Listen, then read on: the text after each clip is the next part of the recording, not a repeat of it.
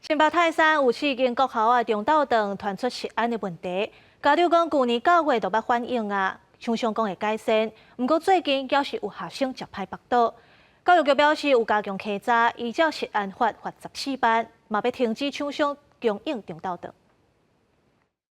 饭内底出现头毛，食着2颗塑胶锁啊！新北市泰山有4间国校的营养午餐出现食安危机，最近也传出有学生食歹腹倒。家长表示，自去年9月就开始反映，一开始无人要插，后续这间提供营养午餐的公司因为违规，互人要求袂使送餐。因也应讲会改善，但是恢复送餐了后2-3天，就各有人反映有问题。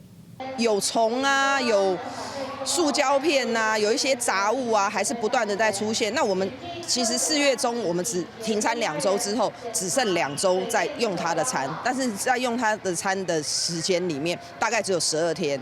可是它大概2天半就出现问题，2天半就出现一次问题。那你说这不是在都暴露了很多的危险因子在孩子的身上？有家长讲，这段期间陆续有去到营养午餐的厂房看，若发现过期的食材，有的菜拢无包好势，煮食的鼎仔也无洗，甚至回收转去的食材也放伫冰箱。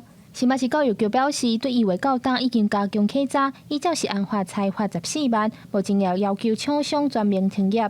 教育局获报立即跨局处稽核，依食安法裁处14万元。该厂商供应本市7所学校全面停止供餐，只要查获违规就开罚，绝不宽待。违规记录列入全市各校评选依据，拒绝不良厂商进入校园供餐。